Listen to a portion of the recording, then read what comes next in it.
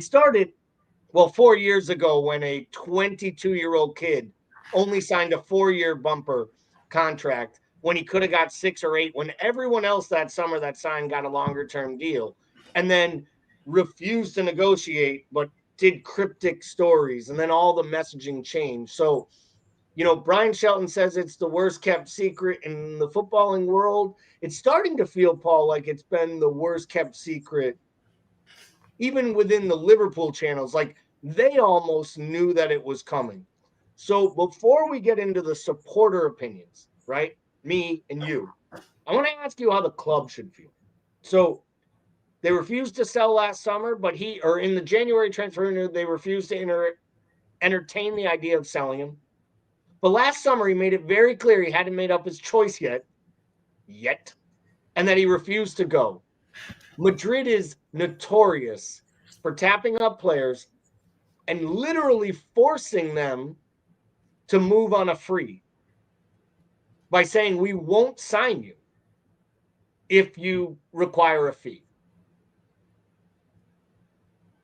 How much of this lies on Trent and his camp,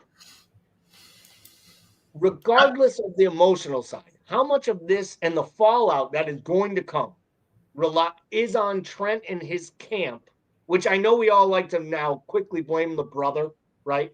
But it's just like when people blame the agent for saying something, the player pays it.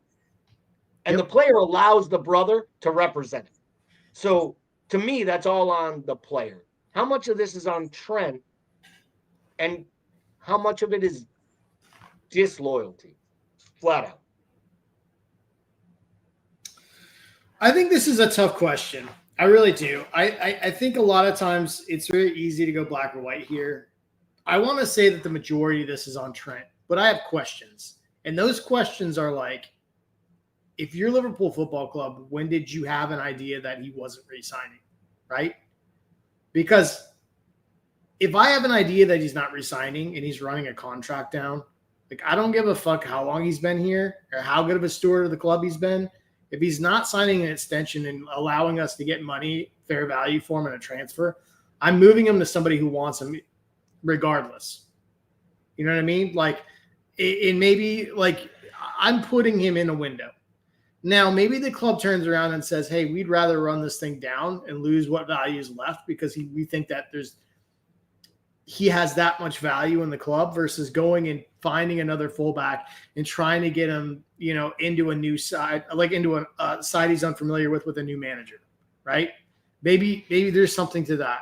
So, like, I have questions about when they knew, what they knew, when they knew, right? Because I think that shapes a lot of things for me.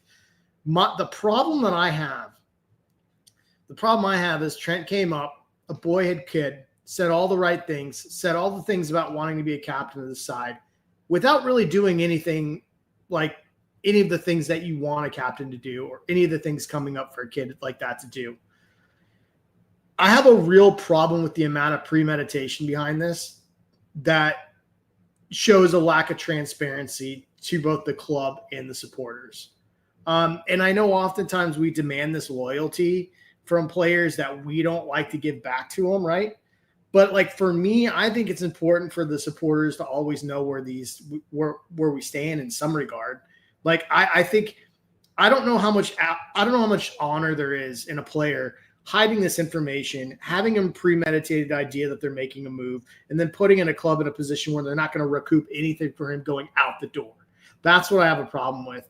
And the when, where, why is kind of behind, like, my reasoning as to how much the club's fault plays into this and not recouping something, because I think that has a lot to do with it. And we've talked about this in the past, and I think this started with Jurgen, and maybe even before, but it really started with Jurgen. We saw it.